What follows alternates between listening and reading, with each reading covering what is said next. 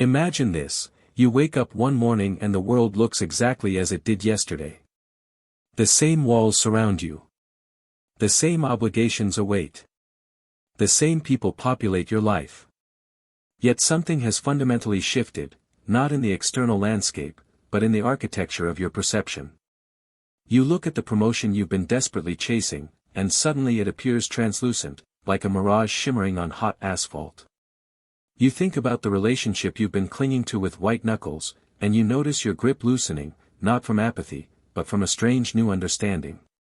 The things that consumed your thoughts just days ago now seem oddly hollow, as if you've been handed X-ray vision that reveals the emptiness inside solid objects. What happened? Did the world change, or did you? Today, we will enter a journey that challenges your deepest assumptions. A journey inspired by the piercing vision of Arthur Schopenhauer. And I promise you this: the final revelation which I will share only at the end is the most powerful insight of this entire exploration. Before we continue, take a moment to support this channel. Subscribe, leave a like, share your thoughts in the comments, and share this video with someone who might resonate with this message. What we are about to uncover may transform the way you understand desire, freedom, suffering, and the very structure of your inner world. The deeper we go, the more unexpected truths you will encounter. Now imagine something even more unsettling. What if nearly everything you've spent your life pursuing, the recognition, the security, the perfection, the control, has been nothing more than shadows dancing on a cave wall?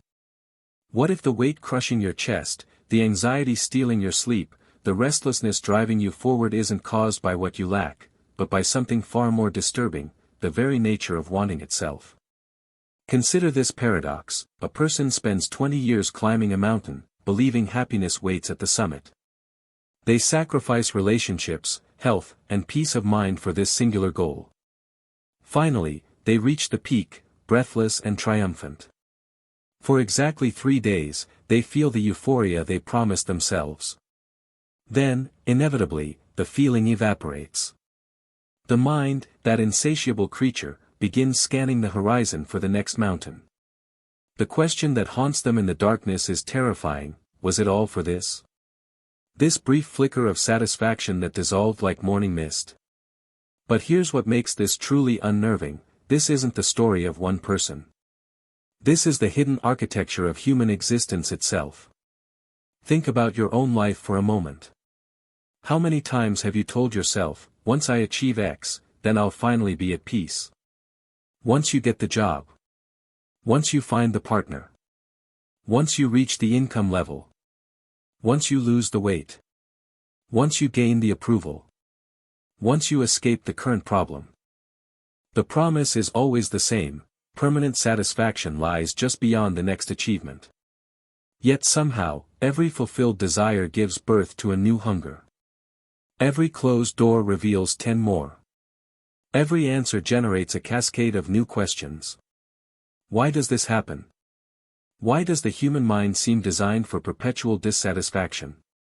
Most people assume this restlessness is a personal failing, that they simply haven't found the right goal, the right strategy, the right circumstances. They blame themselves for not being grateful enough, disciplined enough, or enlightened enough. But what if the problem isn't personal at all? What if you've been trying to quench your thirst by drinking salt water, wondering why you only grow thirstier? Arthur Schopenhauer stared into this abyss and discovered something that most people spend their entire lives avoiding: the source of human suffering isn't the harshness of the world or the cruelty of circumstance. It's something far more fundamental, far more inescapable. It's woven into the very fabric of desire itself. He called it the will, an endless, blind force that animates all living things, driving them forward without purpose, without destination, without mercy. And here's the revelation that changes everything: you don't control this will. It controls you. Your desires aren't really yours. They're simply the will expressing itself through the temporary vessel of your consciousness, using you as an instrument for its own meaningless perpetuation. This sounds bleak. It sounds nihilistic. It sounds like a philosophical horror story. But buried within this darkness is a truth so liberating, so powerful, that understanding it can shatter the invisible chains you've worn your entire life.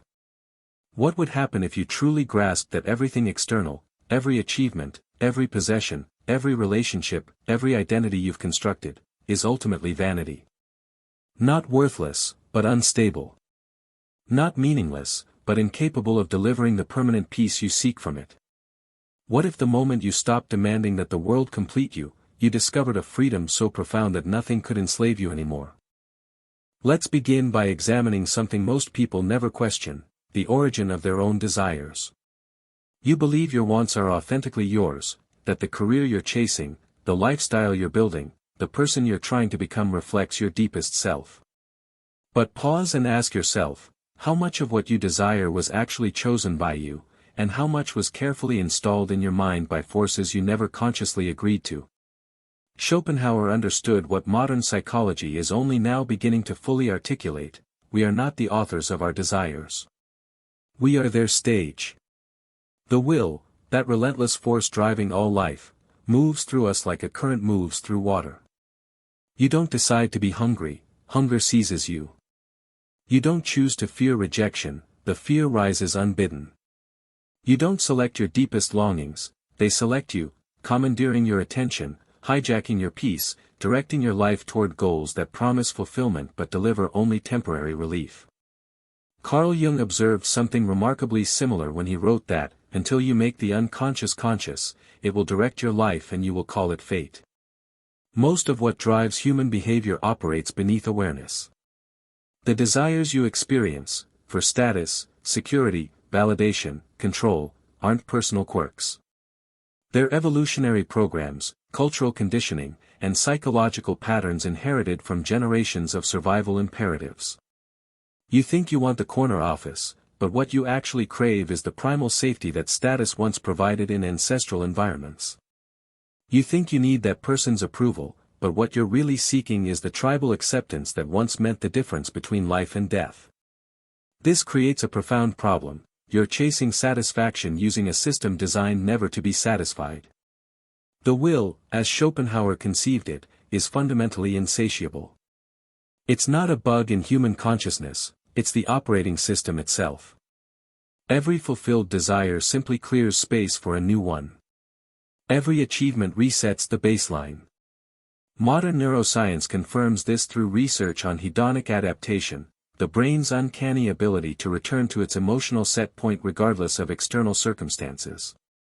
You get the promotion, and for a brief window, dopamine floods your system. Then, inevitably, the high fades. The new normal becomes ordinary. The mind begins scanning for the next source of stimulation, the next promise of relief. This is why Schopenhauer described human life as a pendulum swinging eternally between pain and boredom. Pain when you lack what you desire. Boredom when you possess it and the excitement evaporates. There is no stable resting point, no permanent contentment, no final arrival. The structure of desire itself guarantees perpetual dissatisfaction. But here's where it gets truly disturbing: the modern world has weaponized this vulnerability. Capitalism thrives on manufacturing desire, convincing you that fulfillment is always one purchase away. Social media amplifies comparison, turning your neighbor's curated highlight reel into evidence of your inadequacy. Culture measures your worth through productivity, appearance, achievement, and influence, external metrics designed to keep you running on a treadmill that has no destination.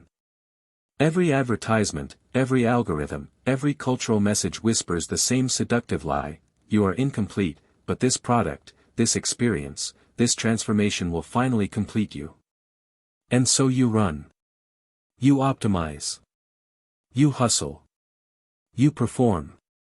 You accumulate. You improve. Not because these activities bring genuine peace, but because stopping would force you to confront the terrifying question lurking beneath all the motion: what if nothing external can ever satisfy this hunger? What if the entire game is rigged from the start? Friedrich Nietzsche, despite his philosophical differences with Schopenhauer, recognized a related truth: most people are human, all too human, unconsciously driven by forces they mistake for personal choice. Viktor Frankl, surviving the horrors of concentration camps, discovered that meaning couldn't be found in circumstances but had to be created from within, independent of external conditions. Both thinkers, in their own ways, pointed toward the same unsettling realization: the world cannot give you what you're actually seeking.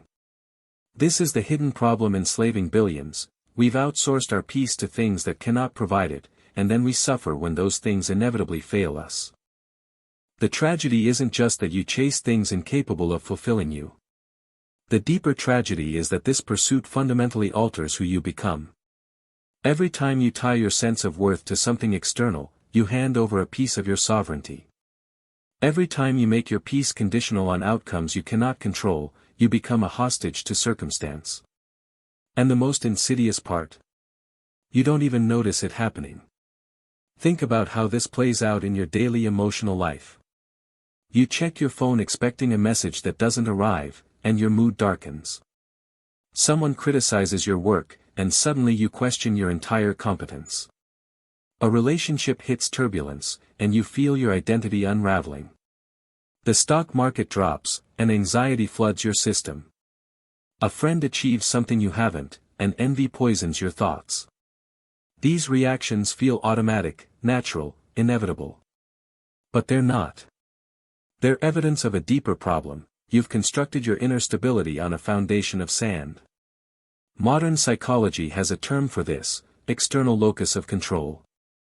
When your emotional state depends primarily on external conditions, you become psychologically fragile. Every change in circumstance threatens your equilibrium. Every setback feels existential. Every loss diminishes you. You live at the mercy of a world that owes you nothing, expecting it to provide what only inner clarity can offer. Schopenhauer saw this pattern centuries before contemporary research validated it. The moment you believe something external must happen for you to be okay, you've enslaved yourself to that thing. But the consequences extend far beyond personal anxiety. This dependence on external validation creates a society of performers, desperately acting out scripts they never chose.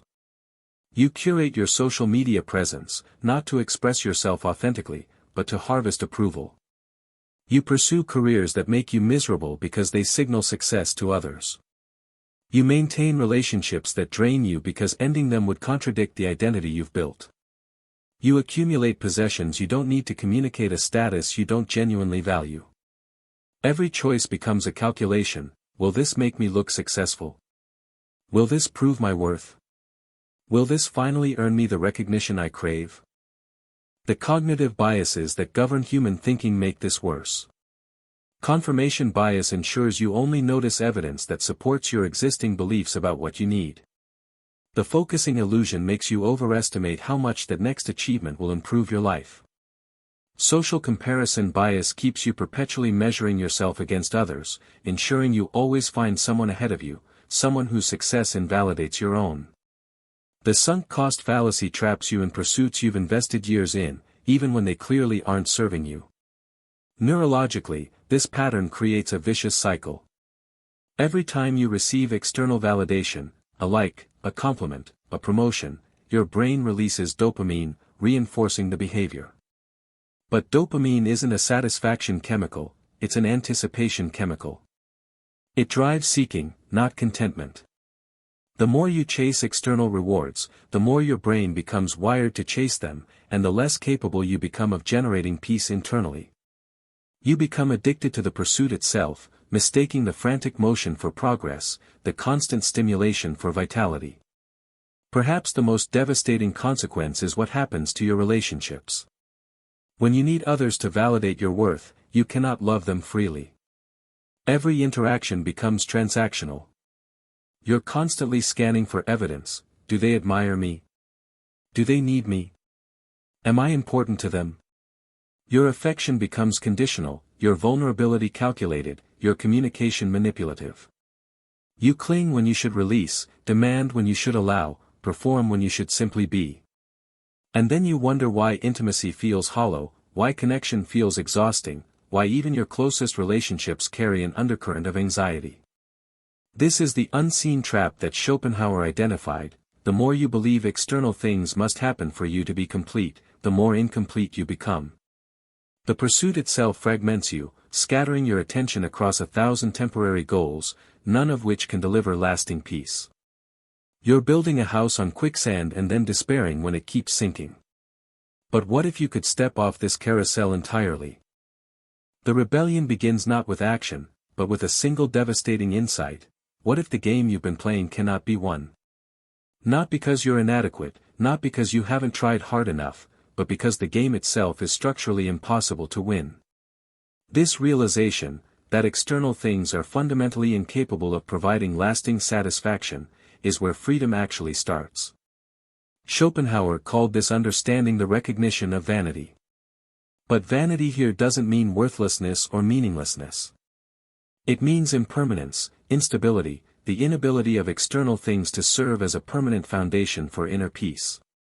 Everything outside you, every achievement, every relationship, every possession, every identity, is vanity in this philosophical sense. Not because these things don't matter, but because they cannot bear the weight you've been placing on them. When this recognition becomes real, not just intellectually understood but viscerally felt, something radical happens. The chains begin to loosen. The external world doesn't change, but your relationship to it transforms completely.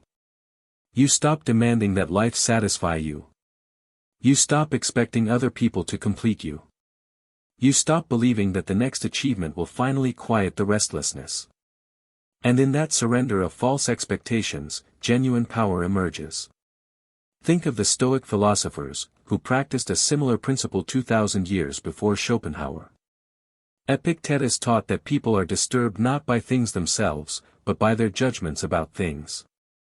Marcus Aurelius, ruling an empire, reminded himself daily that external events have no inherent power, only the power he granted them through interpretation.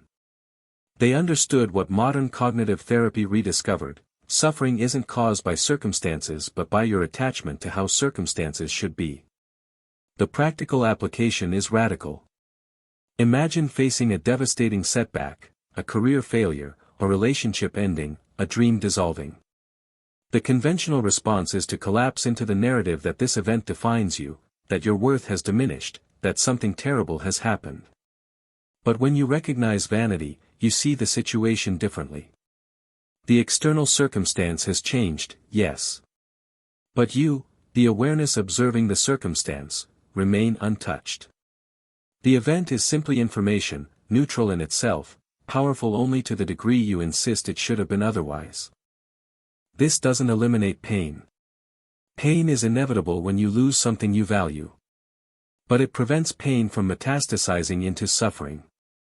Suffering is the resistance, the story you tell yourself about what the pain means, the identity-level interpretation that this loss diminishes your fundamental worth. When you understand that all external things are vanity, you experience pain without adding the secondary layer of suffering. You grieve without despairing. You feel without fragmenting. You adapt without collapsing. Viktor Frankl discovered this principle in the most extreme circumstances imaginable. Stripped of everything in Nazi concentration camps, possessions, status, comfort, even his own name, he realized that one freedom remained inviolable: the freedom to choose his inner attitude. The guards could control his circumstances but not his consciousness. This wasn't positive thinking or denial. It was a profound recognition that his inner life belonged to him alone, that no external condition could touch his essential self unless he surrendered it. The rebellion, then, is this: you stop negotiating with the world for your peace. You stop making your well-being conditional on outcomes beyond your control. You continue acting, pursuing goals, engaging with life, but from a fundamentally different place. Not from lack, but from overflow. Not from desperation, but from intention. Not to become complete, but to express what's already whole within you. This shift transforms everything. In relationships, you stop clinging and begin loving freely.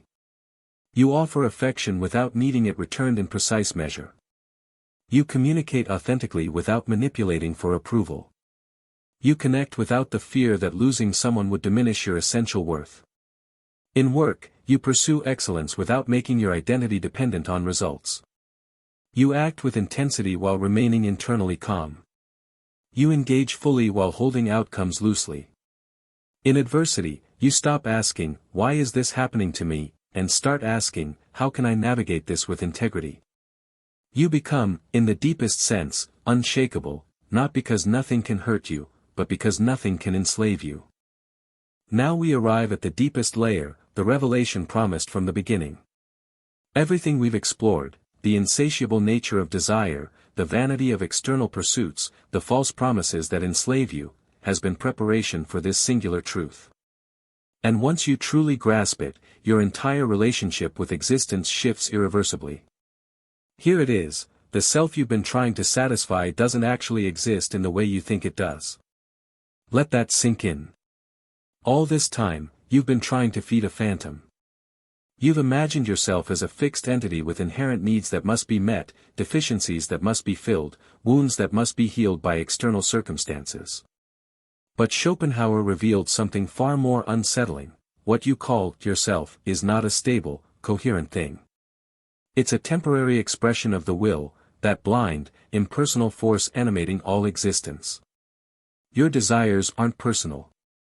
They're universal patterns expressing themselves through the particular form of your consciousness. Think about what this means. When you crave status, it's not really you wanting status. It's an ancient evolutionary program ensuring survival through tribal hierarchy. When you fear rejection, it's not a personal defect. It's the will protecting itself from isolation that once meant death. When you chase pleasure and flee pain, you're not making conscious choices. You're an instrument through which the will perpetuates its own meaningless continuation. The you believe you're serving is largely an illusion, a story your consciousness tells itself to create the appearance of agency and coherence. This sounds terrifying. It sounds like it strips away meaning, purpose, and identity itself. But here's the paradox that changes everything. The moment you see through the illusion of the separate, needy self, you discover a freedom that needy self could never experience. When you stop identifying as the one who must be satisfied, desire loses its tyrannical power. You still experience wants, hunger, attraction, preference, ambition, but you're no longer enslaved by them. You observe them arising and passing like weather patterns moving through an empty sky. You can engage with them or not, pursue them or not, without the desperate conviction that your existence depends on their fulfillment. You become, as Schopenhauer described it, the pure knowing subject, awareness itself, untangled from the will's endless demands. Imagine what this actually feels like. You wake up in the morning, and instead of immediately checking what needs to be achieved, acquired, or avoided to make you okay, you simply exist. The pressure lifts. The constant negotiation with reality pauses. You're not indifferent, you still care about things, still value relationships, still pursue meaningful work. But you're no longer crushed by the belief that these things must go a certain way for you to be fundamentally alright. In relationships, this liberation is transformative.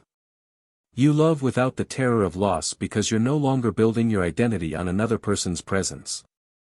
You offer yourself fully because you're not withholding parts in exchange for guaranteed outcomes.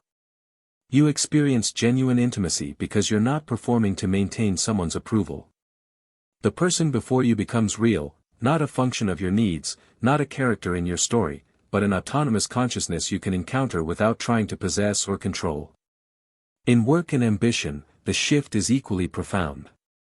You pursue excellence not to prove your worth but because excellence itself is intrinsically satisfying. You create not to fill an inner void but because creation expresses what's already whole within you. Failure loses its existential weight because you're no longer staking your identity on results. Success loses its addictive grip because you're no longer using achievement to convince yourself you're enough. You act from inspiration rather than desperation, from abundance rather than lack. In adversity, this recognition becomes your greatest strength. When loss arrives, and it will, because impermanence is the nature of all things, you don't collapse. You grieve authentically without the story that this loss has diminished your essential being. You adapt fluidly because you're not rigid with resistance. You remain present because you're not fleeing into fantasies about how things should have been different. The Stoics called this amor fati, love of fate. Schopenhauer would call it the quieting of the will. Modern psychology calls it radical acceptance. But the essence is the same: you stop fighting reality and start flowing with it. This doesn't mean you become passive or apathetic. It means you become strategic rather than desperate, intentional rather than reactive, powerful rather than driven. You engage with life fully while holding it lightly. You care deeply about outcomes without being destroyed when they don't arrive. You pursue goals with intensity while maintaining inner calm. This is the paradox at the heart of wisdom: the less you need things to be a certain way, the more effectively you can engage with them. But there's an even deeper layer. When you truly understand that everything external is vanity, unstable, impermanent, incapable of providing lasting satisfaction, you discover something that isn't vanity. Something that remains when all external supports collapse. Something that was there before you had achievements, relationships, or identities, and will remain after they're all gone. That something is awareness itself. The consciousness observing your thoughts, emotions, sensations, and experiences. This awareness has never been disturbed by circumstances because it's not a thing that can be threatened. It's the space in which all things appear and disappear. And the radical truth Schopenhauer points toward is this: you are not the contents of consciousness, the thoughts, feelings, desires, and fears constantly flowing through you. You are consciousness itself, the unchanging awareness in which all these temporary phenomena arise. When you rest in this recognition, even briefly, the question, "What do I need to be okay?" reveals itself as absurd. You're already the space in which okay and not okay appear. You're already free because you were never actually bound, you only believed you were. The chains were always imaginary, made of nothing more substantial than confused identification with passing mental states. This is what enslaves people, not the world itself, but the belief that the world has power over what they fundamentally are. And this is the liberation, realizing that nothing external can touch your essential nature because that nature isn't a thing that can be threatened. It's the unchanging ground of being itself. So here's the final invitation: stop trying to complete yourself through circumstances. Stop demanding that life satisfy the insatiable will. Stop building your identity on vanishing things. Instead, turn your attention toward what's already here, already whole, already free. Rest in the awareness that's reading these words right now, the consciousness that's been present through every experience you've ever had. That awareness doesn't need fixing, improving, or satisfying. It simply is. When you realize everything is vanity, you stop being enslaved by anything. Not because you've conquered the world, but because you've stopped believing the world ever had the power to define you. The game ends not with victory, but with the recognition that you never needed to play it in the first place. This is freedom. Not earned, but recognized. Not achieved, but realized. Not given by circumstances, but discovered beneath them. And once you see it, nothing looks the same again.